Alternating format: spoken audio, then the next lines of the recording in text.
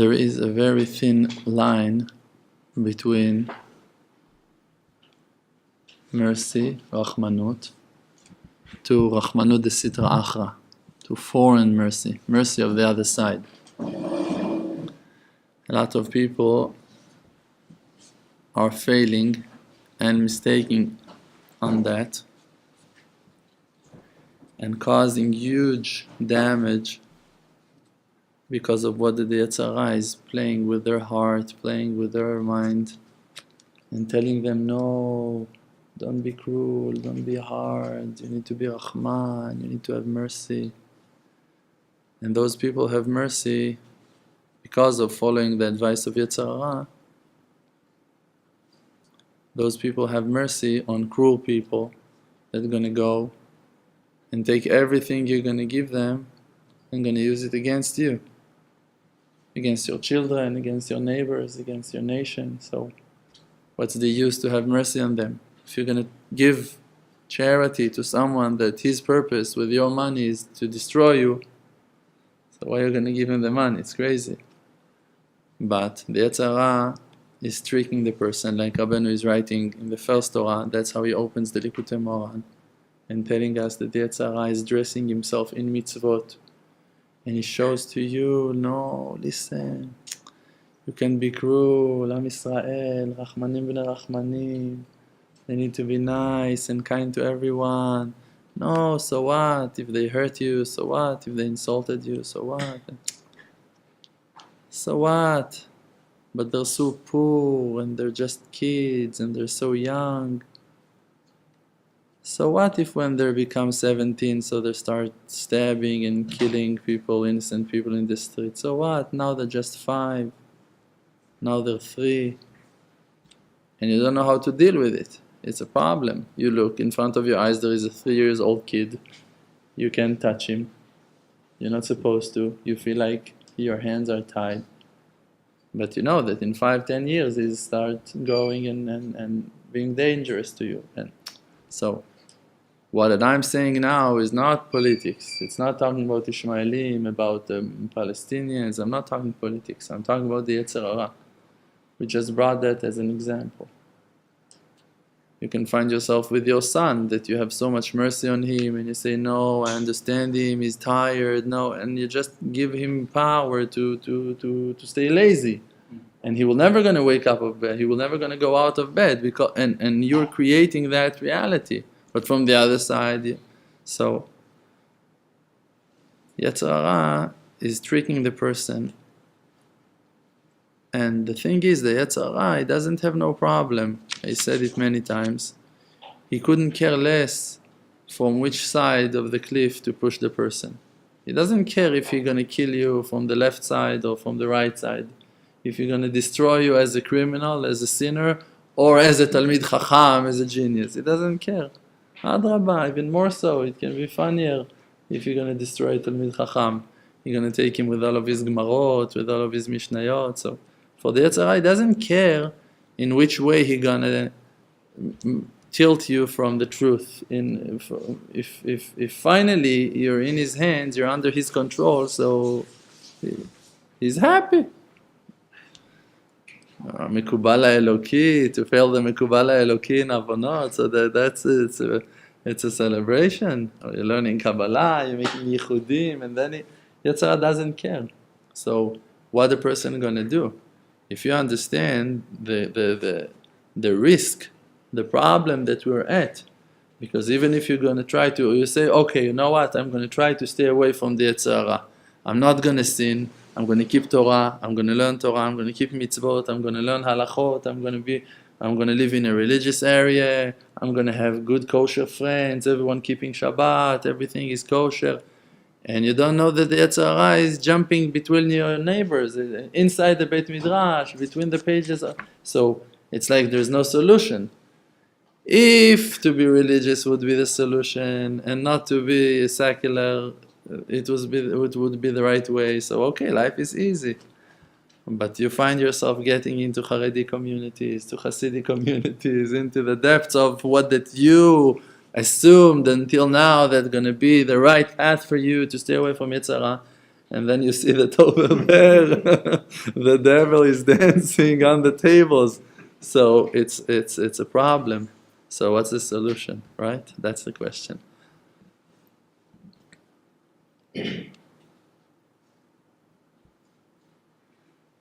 There is only one solution. The solution is your point of truth.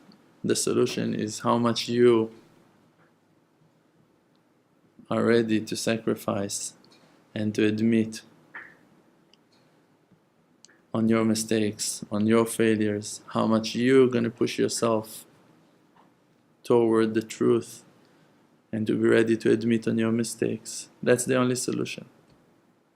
The solution will never going to be external, will never going to be changing your outfits, your dress codes, having long peot, bigger kippah, longer beard.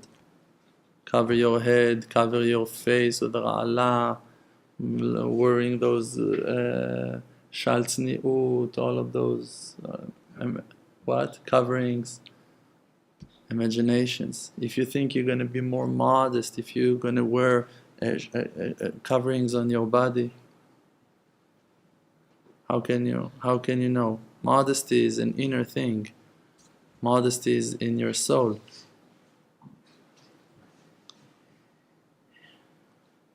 Can be a person that looks like Admor and he's the worst sinner of them all. Can be a woman that dressed like the most modest woman, and that woman literally, she's a prostitute. You can never know. You can never know. So for yourself, first of all, you need to know that's not my solution. I'm searching for my inner truth. What is the real truth? Like David HaMelech is saying to Hashem, Adricheni ba'amitecha, I want you to guide me in your truth, not in my truth. For me it's very easy. No, I'm going to be frum, that's it. It's very easy. No, I'm eating only Badat Tzedakah Haredit. That's easy. That's easy. It doesn't make the meat kosher though. I'm waking up in the morning, I'm davening nets, I'm waking earlier, I'm saying Tikkun Chatzot. It doesn't make you kosher. Rabbeinu said, even if a person, it doesn't matter who he is, if he can be the greatest one, Admor, a rabbi, or maybe the tiniest one of them all, he cannot be a kosher person if he doesn't have 1 hour of Hitbodedut. 1 hour of Hitbodedut every day. You cannot be kosher even if you have the stamp. You're koshering thing. You say that's kosher, that's not kosher. Even if you sit in the head of that Beit Din and you're saying that is kasher, that is not kasher, you're not kasher until you have 1 hour Hitbodedut. And I was standing once in a situation that a lot of friends of mine were involved in, and we spoke about it already a few times. And a few of the students of Rav Shalom made a mistake, and I was one of those people that made that mistake 6, 7 years ago, maybe more, even 8 years ago. And Rav Shalom said, all of you guys that made that mistake, it's because that you don't have 1 hour Hitbodedut. And we're doing it, I'm doing Hitbodedut, thank God. I think, I don't know, bli neder, I haven't missed a day, maybe 1, 2 days, I don't remember. But probably haven't missed a day, at least 12, 13 years of my life, I'm doing 1 hour Hitbodedut every day. So we were doing Hitbodedut in the day that he said that we don't have Hitbodedut. So how can it be? And I asked him, I came to him, I asked him, why you said that those people don't have Hitbodedut? So he said that just to spend 1 hour with Hashem Yitbarach, it's true, Rabbeinu is defining it as Hitbodedut, but it's a default, it's after the fact, it's b'diavad. It's only if you didn't have words to say to Hashem Yitbarach and you were stuck over there sitting in front of Hashem and you were not able to talk, so then okay, consider as Hitbodedut. Sometimes you need the quiet, you need to relax, you need to come down, you need to come back to yourself. So okay, it's in a certain way it's Hitbodedut. But that is not the Hitbodedut that Rabbeinu is talking about when Rabbeinu is saying that we need to have Hitbodedut. When Rabbeinu is saying that we need to have Hitbodedut, it means that we need to have an investigation on ourselves on daily basis, every day, to check, where am I holding? Am I permitting myself to sin? Am I allowing myself to do things not in the right way? What is my beliefs? Am I doing right? For an example, there was a person that was working here with me, with us in the center, and I felt like he's not doing his job a few months ago. And I told that person, listen, why are you still with us? You're not, why you keep on working with us? You're not with us. You don't feel like that's the purpose of your life. It's not the meaning of your life. So what's the use? Why are you doing it? So he told me, after a long conversation, he said, okay, look, I want to do it, but the truth about it. So I told him, great. And he came in the day after and he told me, listen, I was lying to you. I was doing it only for the money. I was working every day with you because it was very comfortable for me to take money. And actually I'm planning to leave soon. So I told him, okay, so maybe you're going to do the right thing to live now and not just to lie to yourself and to me and to pretend like you. He said, okay, you're right, I'm apologizing. And he was at least straight enough to say the truth, that he was wrong. But how many times a person can do things for money and to deny the fact that he's doing it because of money? And then he lets hell control his life because now he's a slave of money. So he's doing things now for money and he's imagining for himself like, no, I'm in the purpose, and he's doing it because he's afraid. I felt myself in the last years that I lived in Bet Israel, in the Haredi area over there, that I was not myself. It wasn't me at all. And I was always hiding and fighting and denying and arguing with and I was pretending to live my life, but it wasn't me. I already wanted to run away. I already felt like that's it. It was after the end already. So how long are you're gonna pretend? It depends. And if you have 1 hour התבודדות, if you're really checking yourself, what's going on with me?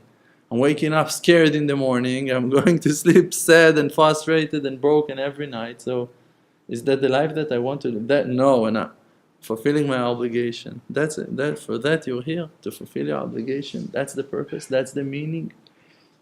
We're here in such a unique world, with such a deep and amazing relationship with the Creator that is revealing Himself to us every day, offering to every one of us opportunities and options to connect ourselves to a divine world, to a world that is above all constrictions and all limitations.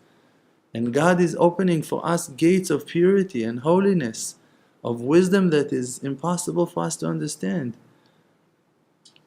Things that Moshe Rabbeinu was not able to understand, Hashem came and He taught it to others. Things that Borei Olam can give you are beyond human reach, beyond the limitations of this world. And God is offering that to you, but in what it depends? In the honesty, in your point of truth. If you really want to commit yourself to that process of nullifying yourself to Hashem, to what that Hashem wants. Not if it's comfortable for me. If it's comfortable for you, you're in the hands of Yetzer Hara, for sure. If you're taking the decisions because that is more comfortable for you, that is the right way for you, and you don't check yourself, why am I doing it? So then you're cheating, then you're lying, then you're stealing. You can steal the heart of your wife, you can steal the heart of your children, the trust of your family. And you can pretend, no, what do you want from me? And you're not there. And you're not really there. You're not the best friend of your wife. You're not the father of your children. You're not. You just want to have peace and quiet already. That's what you want. And for that, you're going to be very polite, you're going to be very nice, you're going to behave, you're going to have your manners, you're going to take her to lunch, you're going to take her for dinners, you're even going to make some effort once in a while. And you're doing it, I don't want to be over, to be rude, but you can do it for your lusts and for your desires. You can be nice to a person because you want to sleep with her, it's your wife. You're going to be nice to her because you want to sleep with her. That's what are you making her to be? if you're going to be nice to her because you want her to be with you, so what are you making her? What actually she become to be for you? You're paying her. That's what you're doing. And now with your children, the same. You're just being nice to them and you're sitting with them and what are you buying? You're buying quiet? Okay, so I cannot deal with those things when they're bothering me from inside. When I see that I'm not straight, it makes me sick. I can't stand it. It makes me upset on myself. I can't deal with it. When I feel that I'm doing things with people because I want it, immediately I'm saying no. There was a person that was teaching my children for years. And I felt that he doesn't feel like coming and teaching them. And I said to myself, okay, so why are you dragging him? And all of the time you're convincing him and asking him, please to come and maybe more. And you don't want to teach them. Go home. So it's okay. So I sent him a text, please, let's finish. It's okay. We're going to move on. But I saw how hard it was for me to admit that I'm lying to myself for so long and keep on paying him and asking him, please come, and yes, and we will, and convincing myself like I have a partner here. And he's not there. He's just for the money. And I felt it. So I told him, hey, let's, I think my children, they deserve more. And he said, okay, great. And that's it. It was so easy for him. Yeah. But the problem was that I was denying it. Why? Because for me it was so comfortable. I'll pay. He's a good rabbi. He's going to teach. Everything going to be quiet. And that's it. Now everything is cool. And for him it's also comfortable. He can lie to himself also. And everyone are lying. And it's all quiet and politically correct. But you lose the souls of your children. Your children cannot learn from a rabbi that doesn't want to teach them. If the rabbi is coming for the money, they will not going to receive Yirat Shamayim from him. Maybe it's better for them than to hit the streets, but it doesn't. That's not what you want to give your children. So you need to be brave enough to say, okay, let's cut the nonsense. Let's say the truth.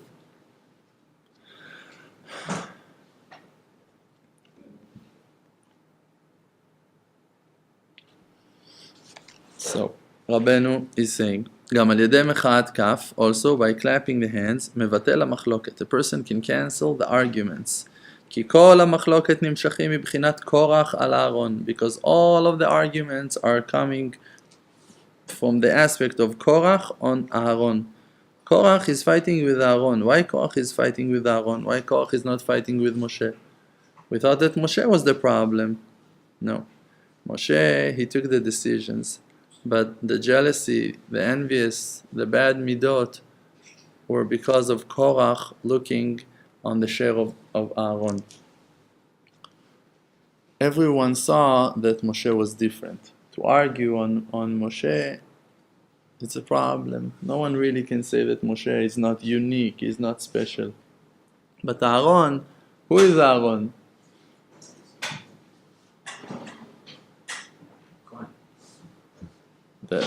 The thing was that they jealous that Aaron, that Korach jealous that Moshe gave the appointed Aaron to be his like deputy, the viceroy, the one that's gonna be the Kohen Gadol, and so it was very easy to say no. It's not right. Moshe is giving it to Aaron because Aaron is his brother. But the truth is that Hashem Yitbarach was choosing each and every one of them because of his qualities, because of his purity. And what can you do that in one family you had 3 angels? What can you do? If 3 angels born in the same family, Moshe and Aaron and Miriam, what can you do? Is it their problem? Now Aaron is not supposed to serve Hashem because you feel not comfortable with it. So Aaron, the thing with Aaron was that Aaron was holding Midat HaShalom. Aaron was always holding in that midah of peace, and he was nice to everyone, and he was polite to everyone. And even Rabbi Nachman is explaining that when Korach came to argue with Aaron, so Moshe said, Ma'u Aaron kitalinu alav. Go check on Aaron, go try, test Aaron, talinu alav, go complain on him, go argue with him, and you're going to see Ma'u Aaron, that Aaron is nothing. He will not going to argue with you. Go look how humble Aaron is, that even when you're going to fight with him, you're going to curse him, you're going to argue with him, he won't answer your word, he won't fight with you, he won't attack, he won't fight back.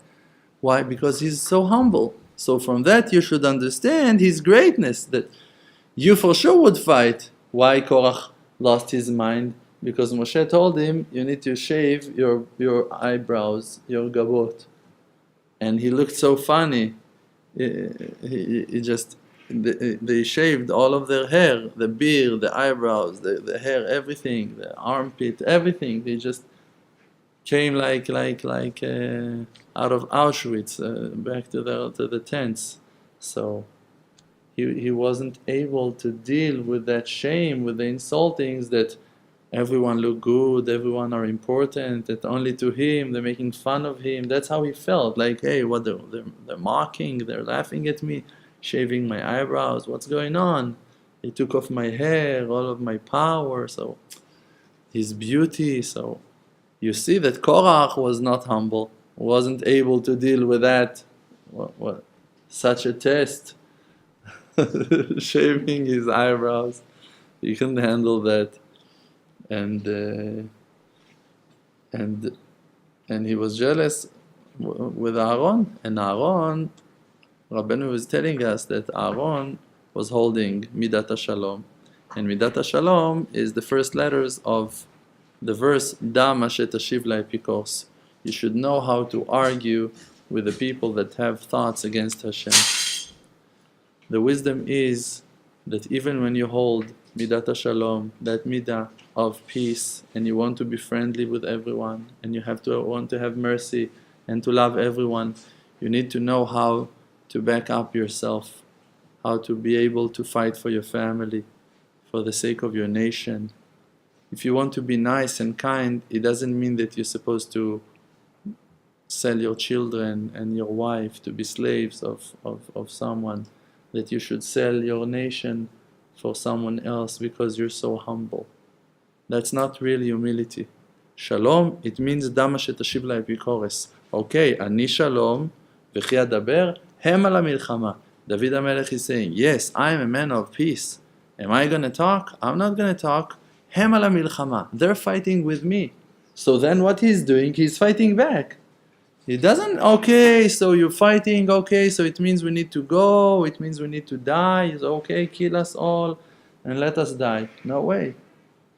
No way, he's fighting back. Even though that he's a man of peace, when it's the time of war, he knows how to fight. He knows how to be soft when he needs to be soft, and he knows how to be strong like a stick, and to hold a knife and to hold a weapon when he needs. To hold Midat HaShalom, it doesn't mean that you always surrender, that you always give up, that you always give to everyone, whatever they want. That's not humility. That's not humility. It's not chesed. That's what we said in the beginning, that it's rachamei achzari, that it's mercy, that's in the hands of the Sitra Achra. That the Yetzer Hara is tricking the person to think, oh yes, I'm going to be so righteous, I'm going to be so pure, I'm going to be so humble, I'm going to let everyone step on my head and destroy my house and my family, and I'm going to take everything away from... No, and I'm going to be humble. That's not the will of Hashem. You see that Hashem Yitbarach himself is Ish Milchama, he's a man of war. Hashem himself, Kel Nekamot Hashem, is revenging, he's fighting. He will not going to let no one that done something wrong to run away with no punishment. No way. Hashem is God of truth. Hashem Elokechem Emet. He's going to bring the truth, going to reveal the truth. Now, if you want to connect yourself to Hashem, you need to connect yourself to the real Hashem, not to how that you pretend to believe that Hashem is. No, No, Hashem is... And you're making up Hashem. You're making up idols. You're building idols now. You're creating idols.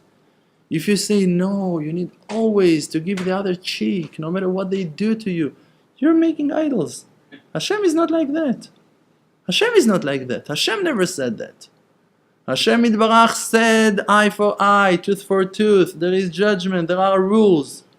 There's nothing like that, that He's going to go and going to kill him and we're going to feel so bad. No way. What do you mean? It's our brother. We're going to fight for him. We're going to save his life.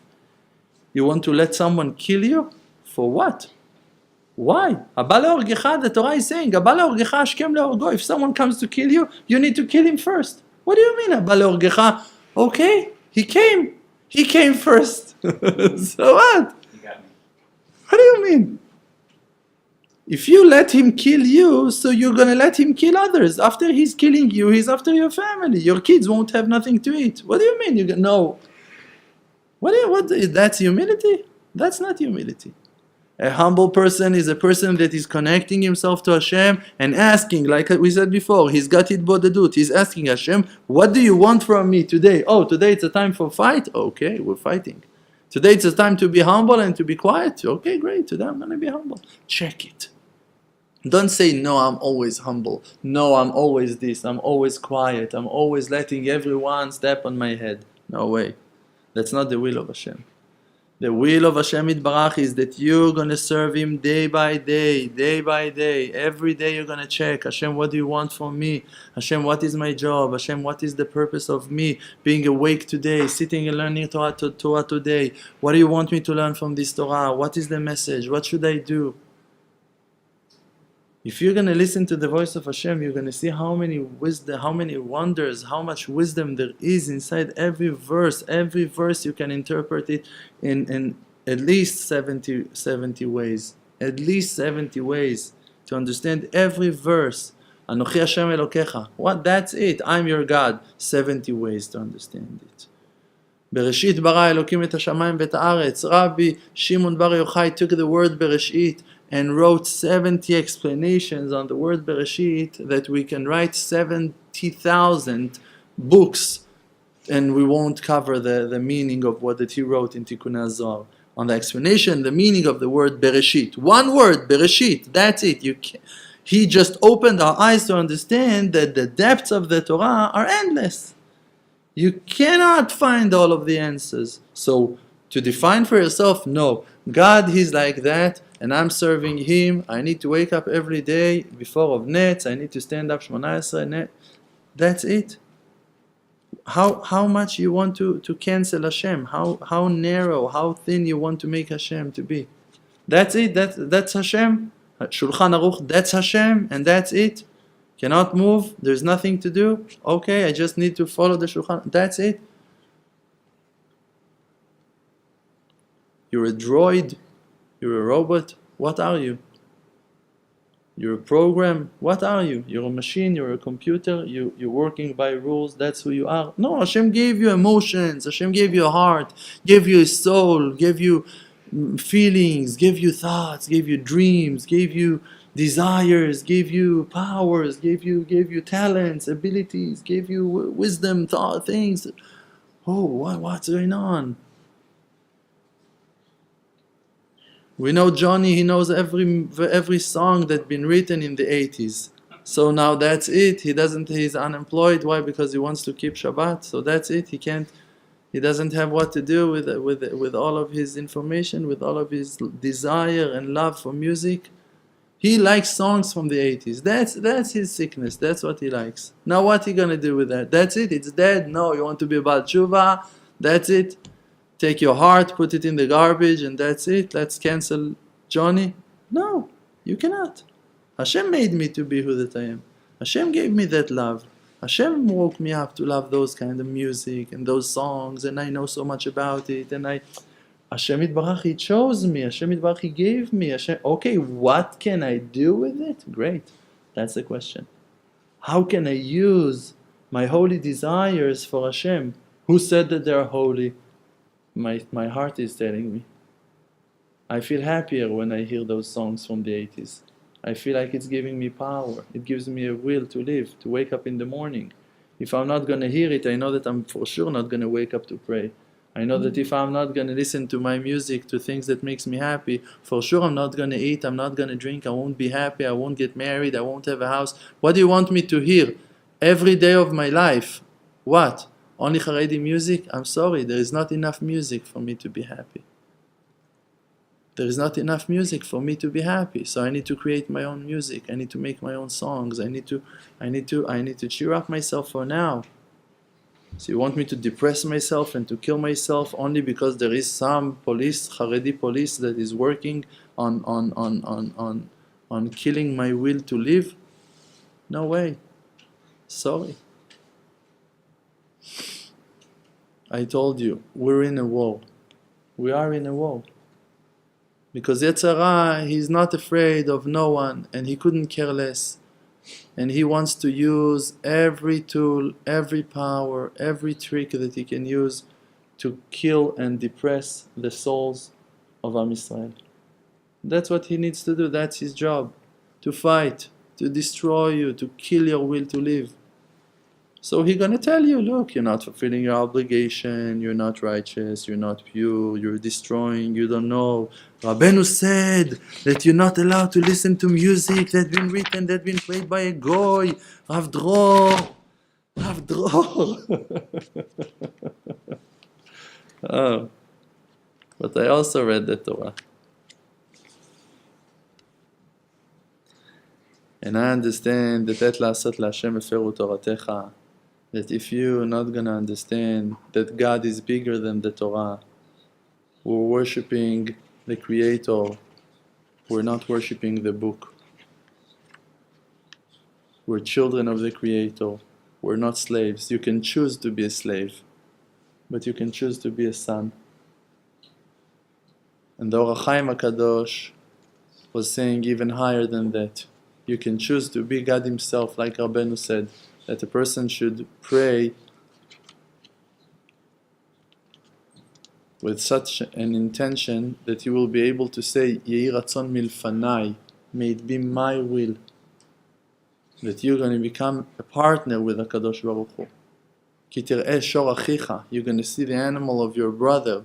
The Or HaChaim HaKadosh is saying, Shor achicha, your brother, it's HaKadosh Baruch Hu, your brother. Now you're brothers.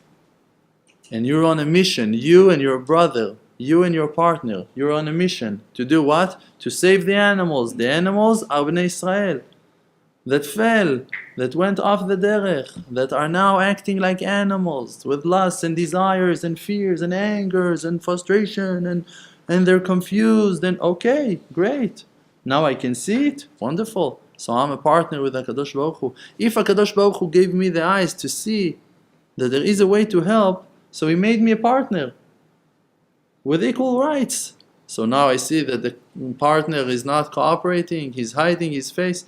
You can have complaints to Hashem Yitbarach also. And then what Hashem Yitbarach is answering you? Nitzchuni banai, nitzchuni banai. I want you to win. I want you to win. That's my desire, Hashem is saying. I want you to win. Hashem is saying to Moshe Rabbeinu, Heref mimeni vashmidem. Give me the power, leave me alone, and I'm going to go and destroy them all. What? Hashem needs the power for Moshe, that Moshe will leave him alone? And if Moshe will not going to leave him alone, so Hashem is not able to do anything.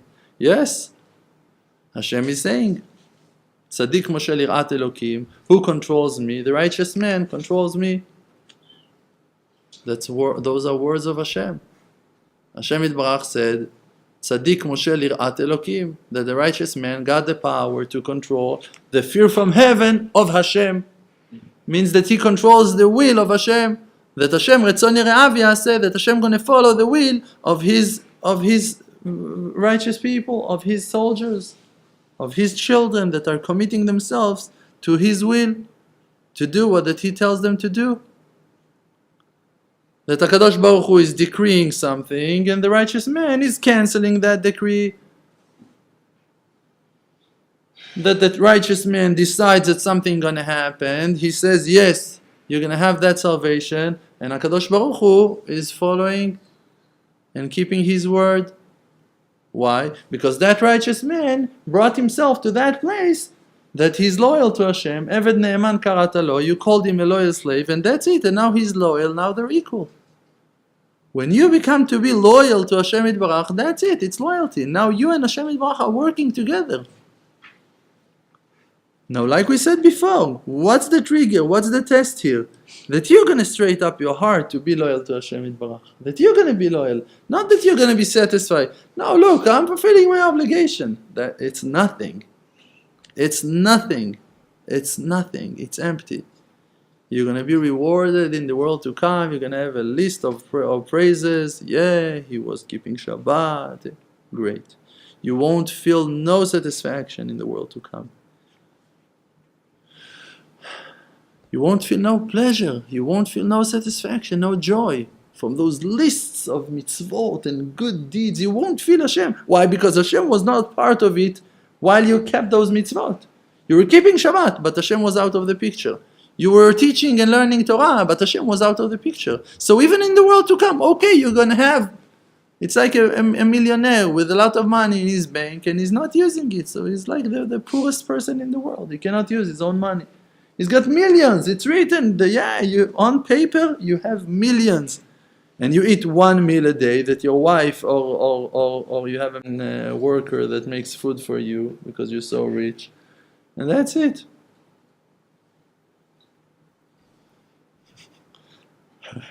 I've been to houses in the US. They don't know how to wash dishes over there. They don't have a clue. Really? If she's got a cup in the sink, she doesn't know what to do. She's lost. Where's the woman? Where you can call the woman? She's stuck. There is a cup in the sink. She doesn't know what to do. She's stuck. Oh, we need to call her. We need to call the woman. There is a cup in the sink. I need you to clean the cup before you finish your shift. Before you go home, please. Well, you can watch 1 minute. Put it aside. I'm Israel. So poor. Can't wash a cup. Really, I saw that. I was shocked. Me and my wife, we couldn't believe what we see.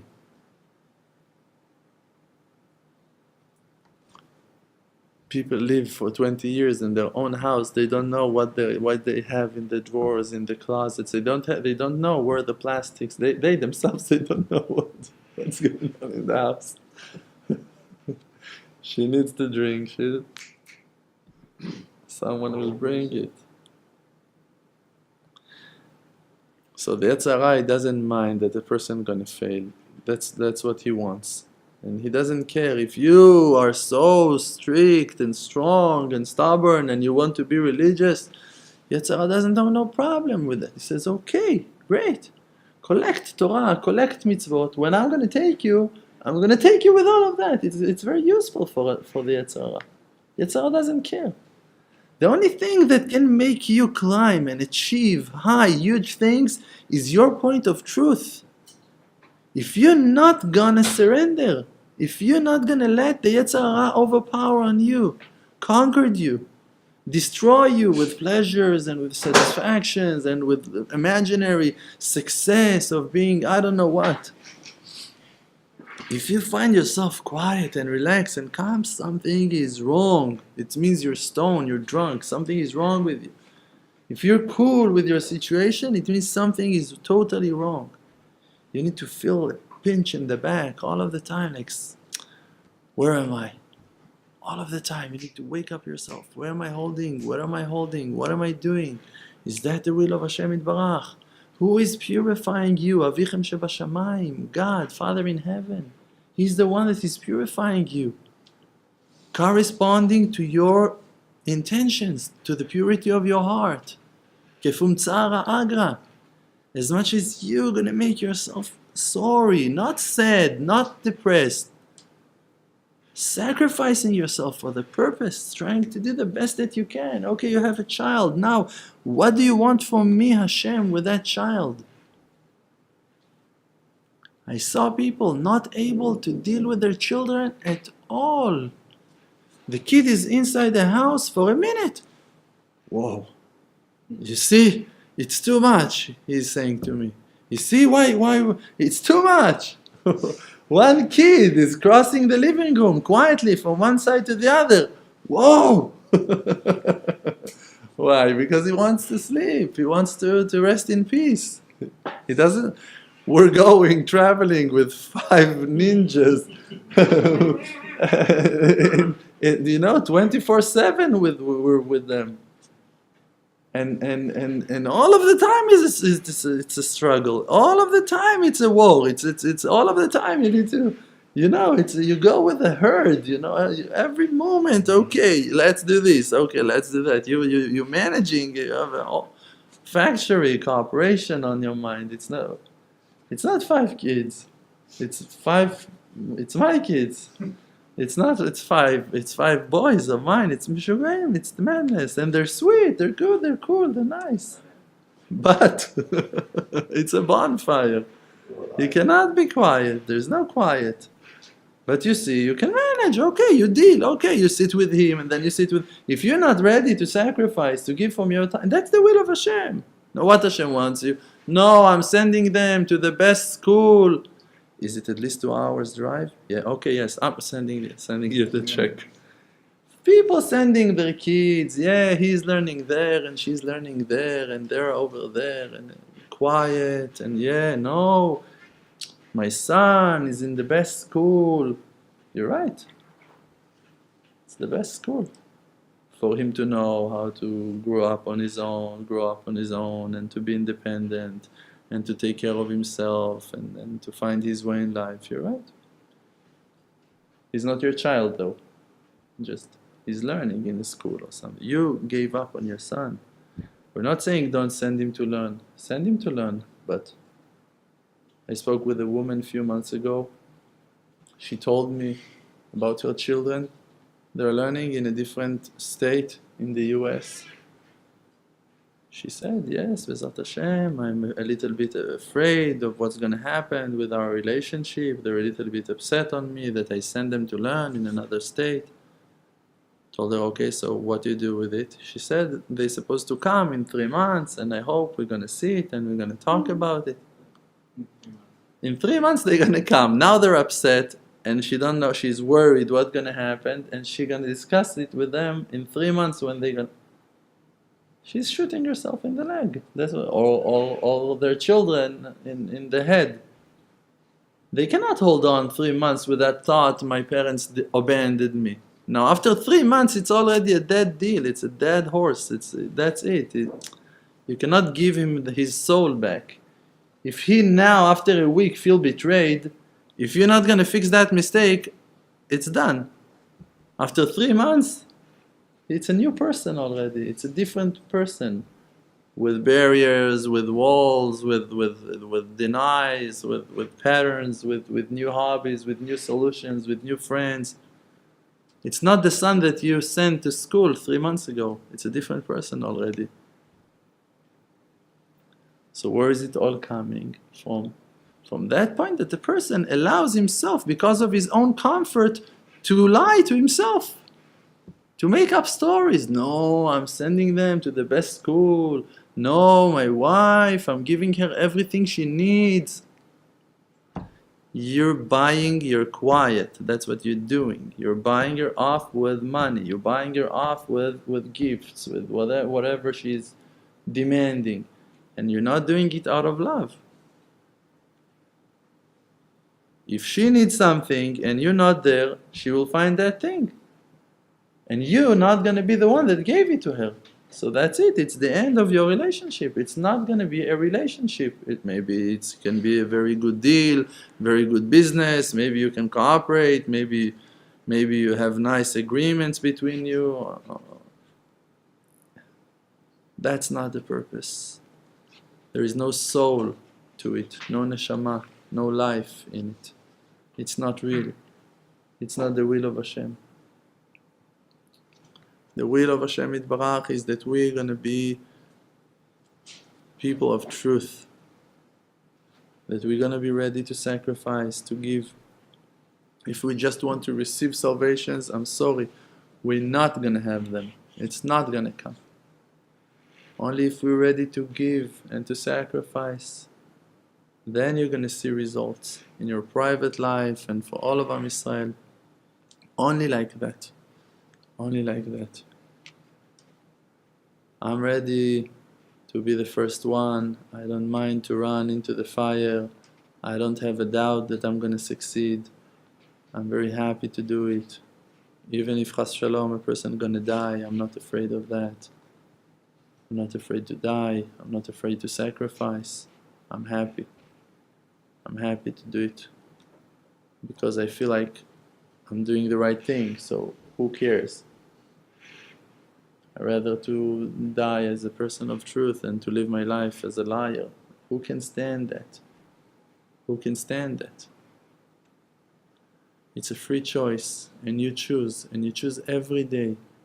And you need not to allow yourself to choose things that you're going to feel like you're betraying yourself.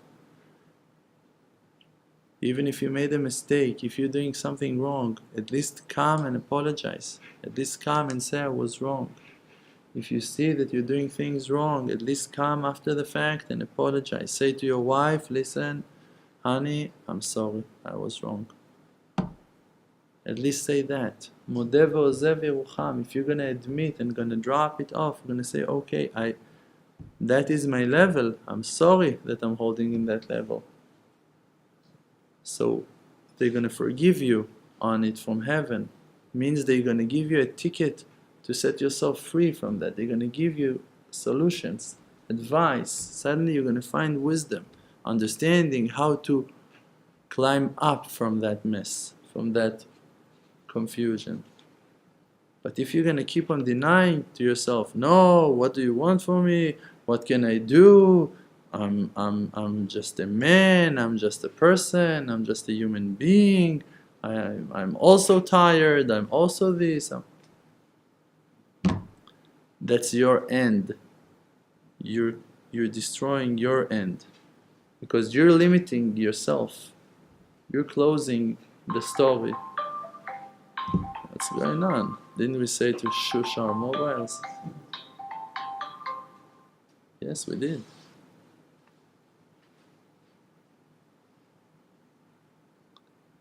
So, if really we want to find Hashem, so we need to prepare ourselves for it.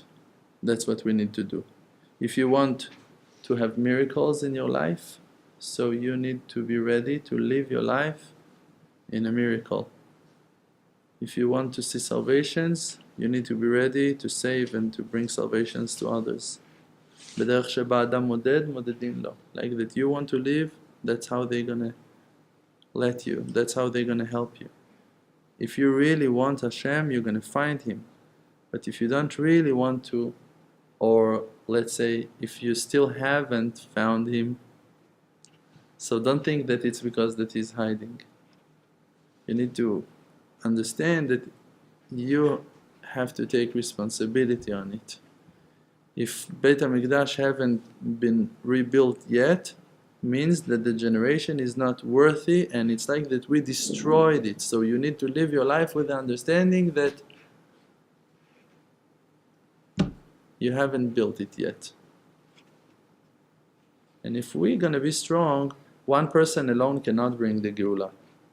This is why I'm giving classes. If I would think that I'm able to sacrifice myself all of the way and then to bring the Geula, I would do it. What's the problem? To jump from a cliff, to throw myself to the fire, I would do it. If I would think that that is the right way, that I can put so much pressure on one point in Avodat Hashem, that my limud can bring the Geula, that my tfilot can bring the Geula, I would do it.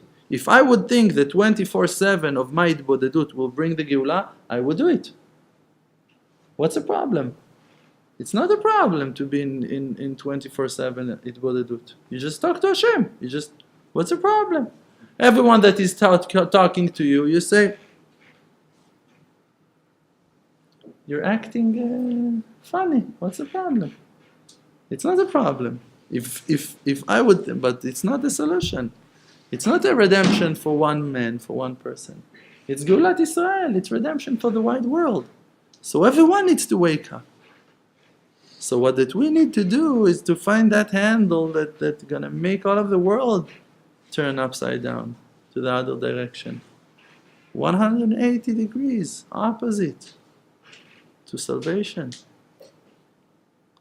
So everyone need to make students to believe in himself that he's able to make a change in the world, to work on ourselves, to benefit, to work on our midot, to be better people, and to believe that every development that we experience in our own life is helping and opening ways for other souls that depends in us. If you work on yourself to be a man of truth, other people will find the power to do the same in their own cottage in front of the sea with no connection to you. They never heard about you.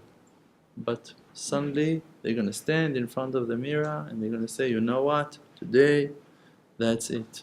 I'm not going to lie to myself anymore. And it's your merit.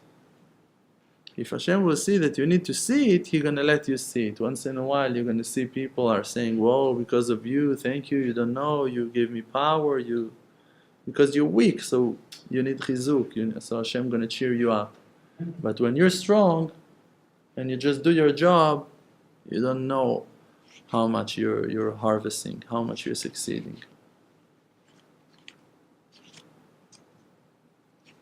Spiritually, when you deal with your fears, when you're confronting your fears, and you do it bodedut, and you talk to yourself, and talk to Hashem, you say to Hashem, give me powers, open the path for me, I want to find the truth. In those moments, how that you're changing the world, you don't know. You're saving people are deciding not to commit suicide, I went every place that I came, literally, maybe I need to say almost every place that I came. People are coming to me, you don't know. Today a person asked me, what are you doing?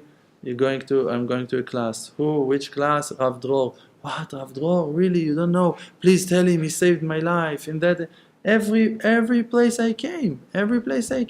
What that? Oh, you have to be in touch with that woman. She said that you saved her life. She was about to kill herself. Oh, you have to talk to that person. Her child killed himself, and this, and only because of your classes she's holding on, and another person, and what's going on? Who are you to make such a change? What have I done? What have I done? Except of really dealing with my own fears and doing it in front of the camera. If a person is just a regular sinner, and he sinned, now he needs to do tshuva. He needs to go to Hashem and to apologize. But if a person was a huge sinner, so he needs to do tshuva in public. He needs to go and confess in front of thousands, in front of his community, to tell them, look, I'm sorry, you don't know what have I done. I failed you all. So I'm just being punished now in front of the camera. That's it, doing tshuva in public. That's it. Just I'm doing tshuva in public, so it's helping others also to work on themselves. It's nice, you see. You pay, and you're being rewarded. Thank you. Chazak v'barok. You were talking about how some people are more submissive when people have issues and they kind of submit. Do you feel that people should be more rebuking the other people, being more? No, I think that when we need to check those things about ourselves. What would you feel in that situation if someone would rebuke you? It's very hard. Rabbi Akiva is saying, "Tameh ani im yesh mi sheraui leocheach." If I'm wondering to myself if there is someone that is really worthy to rebuke. When I once had a very big question to Hashem, I like we just said, I asked Hashem, what do you want from me? What do you want me to do? So I opened the Likutei Moharan, and over there it was written that the rabbi, that he cares about his students, he needs to rebuke them. So I said, okay, that's what you want me to do? That I'm going to kill them? What's the problem? That's what you want me to do, to rebuke people? So I closed the book and I opened it again. And then it was written over there that the manhig, he needs to be Rahman, he needs to be mercy, he needs to reveal his kindness, he needs to smile. So I said, okay, so 2 things you want me to do? Okay, so that's it, that's the job. And then I opened again the Likutei Moharan and it was written over there, Le'orech Yamim V'Shanim. For years, you need to do this. You need to be strong and you need to be soft and you need to smile and you need to. So again and again, you need to check what really that person is able to receive. You understand? Sometimes a rebuke can reject a person, like Jesus, Yeshua. He been rejected. The Gemara is saying that his rabbi, Rabbi Yoshua, was wrong with how that he was rejecting him. So think about whatever happened through the generations, that thousands on thousands, millions of people been rejected because they're now following him, they're following Jesus, and now they're following him being rejected from Judaism. It's a problem because they're following him. And where all of that mistake came from? From Rabbi Yoshua, I think it was Rabbi Yoshua ben Perachia, that was too hard with his student, that was not able to bring him in and to let him, do tshuva. And the Gemara is rebuking him. We're not making it up. And the Gemara is saying that you're not supposed to be like Rabbi Yoshua that rejected, Yimach Shemo v'zichro, and look now what happened with him. Look now what happened. So it was a failure of Rabbi Yoshua ben Perachia that rejected Jesus. If Rabbi Yoshua ben Perachia wouldn't fail in that, and he was able to reveal all of his rachmanut and mercy and to be a little bit more patient with him, so maybe all of that thing wouldn't happen. You understand? The responsibility of the rabbi, how to be nice. The Gemara is saying that on Rabbi Yoshua ben Perachia. I wouldn't say it in the world if it wouldn't be written in the Gemara. We don't know. But the Gemara is saying you don't need to be like Rabbi Yoshua ben Perachia, because look what happened with Rabbi Yoshua ben Perachia, that you rejected to Jesus, and look now what happened. Holocaust happened, So you feel like you want to help that person, okay, I'm going to rebuke him. You can kill him with that rebuke, so what's the use? And maybe not only him, maybe he's going to kill a few others along the way and it's all because of our rebuke being so hard on him. So that's for sure not the right way. But maybe sometimes you need to learn how to use the rebuke, because sometimes you need to learn how to. It's a sword that is sharp from double edge, exactly, from both sides, and you need to learn how to use one to the right, one to the left. So what do you suggest if somebody doesn't really know? You just be even? From what that I know, and I heard it from a lot of righteous people, and it's a very good advice. And on that I was explaining the shiur of today also, that when really you want to do something good for someone else, so fix it all first of all inside of yourself.